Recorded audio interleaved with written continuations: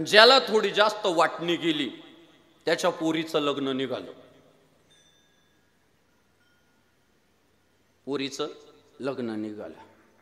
आता ते जे कोर्टात गेलेलं याच्या विरोधात, ते लग्नाच्या दिवशी कार्यालयाच्या बाहेर उभं, या पाहुणं या फेटा बांधून या. आता पाहुण्यांना लय आग राहते, लय खुमखुमी पाहुण्यांना. अरे आम्हाला तर धक्काच बसला तुम्हाला पाहून. तो म्हटलं काय झालं? म्हणे अहो तुमच्या पुतणीचं लग्न, तुमचं तर कोर्टात वाद चालू आहे, भांडणं चालू आहे कोर्टात, तुम्ही लढताय एकमेकांच्या विरोधात. आम्हाला वाटलं तुम्ही इकडे फिरकणार नाही, तुम्ही तर हात जोडायला उभे. आणि ते लग्नाची गंमत अशी दादा, तुमच्या बाहेर किती ओळखा असू द्या, येणाऱ्या पाहुण्यांना हात जोडायला भाऊबंद लागत. हो हे भाऊबंद लय अवघड जागेवरचं दुख नाही साहेब. ते दुसरं तुम्ही आमदार उभा करा, खासदार उभा करा, लय श्रीमंत उभा करा, लोक म्हणतात भाऊके कुठे आहे, हे केले काय उभे आमच्या स्वागताला. सॉरी. त्याचं उत्तर ऐका. तो म्हटला पाहुणे आम्ही दोघं भाऊ आहे एकमेकांचे, आम्ही एकमेकांच्या सुखदुःखात जाणं आमचं कर्तव्य आहे. कोर्टात भांडण चालू राहील, पण आज आम्हाला दोघांना एकत्र येणं गरजेचं आहे म्हणून मी आलो. गोष्ट संपली नाही. ते लग्न पार पाडलं, कोर्टात केस चालू आहे, पण याच्या मनात एक जागा तयार झाली की जाऊ द्या बाबा, लढतंय आपल्या विरोधात पण आपली लाज राखली. आलं. काय दुर्दैव, 2च महिने गेले हो, आणि ते पलीकडचं जे होतं त्याचा बाप मेला.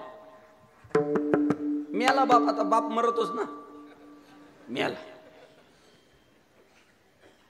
जशीच बातमी कळाली, अरे चुलता गेला. आणि तेच होतं बरं का सगळं, वकील न्यामायला कोणता वकील भारी आहे, फी कमी घेतो पण जिंकूनच देतो, ते होतं ते म्हातारं. दुसरं दुखणं सांगतो, किती तुमच्या ओळख्या असू द्या, ते खांदा द्यायला भावकीच लागते. बघा नरेंद्र मोदी साहेबांची आई गेली, ठरवलं असताना 4 राज्यांचे 4 मुख्यमंत्री खांदा द्यायला चालले असते.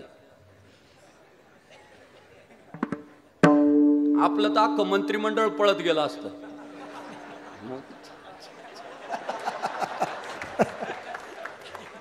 पण बघा तुम्ही, ज्यांनी खांदे दिले ना ती सगळी मोदीजींची भावकी होती. त्यांची नावं माहित नाही, ते प्रवाहात पण नाही, काय नाही, पण तो मान भावकीचा आहे. ते खांदा द्यायला गेलं. पाहुण्या रावळ्यांना काय आग,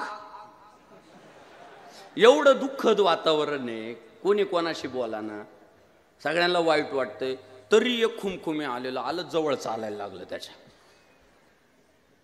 धक्काच बसला मला. आता हा म्हटला वय झालं होतं, काला धक्का नाही, त्याचा नाही हो, तुम्ही खांदा द्यायला आले त्याचा धक्का बसला. अरे येड्या, काय धक्का बसतो, मा चुलता येतो, उद्या आमच्या घरातलं गेल्यावर खांदा द्यायला त्यालाच यावं लागणार आहे. झाला मुद्दा क्लिअर. आपल्या हिंदू धर्मात सुद्धा काहीतरी कमी जास्त झालेलं आहे, यात वादच नाही, मान्य आहे. कोर्टात जाऊ, चालू राहतील तारखा. सगळ्यात श्रेष्ठ संविधान आहे, सगळ्यात श्रेष्ठ कायदा आहे. मालेगाव बॉम्बस्फोटामध्ये भले भले साधू अडकवले होते, वर्षानुवर्ष तुरुंगात राहिले, पण कोर्ट इतकं प्रामाणिक आहे, काल परवा निकाल देऊन टाकला. साध्वी प्रज्ञा सिंह आणि इतर कोणाचाही मालेगाव बॉम्बस्फोटामध्ये सुई इतका पण वाटा नाही,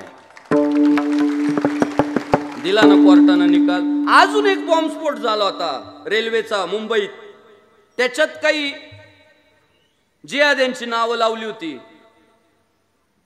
कोर्टानं ते सुद्धा सांगितलं, निर्दोष सोडले. माहिती आहे रेल्वे आपली पोरं बनताय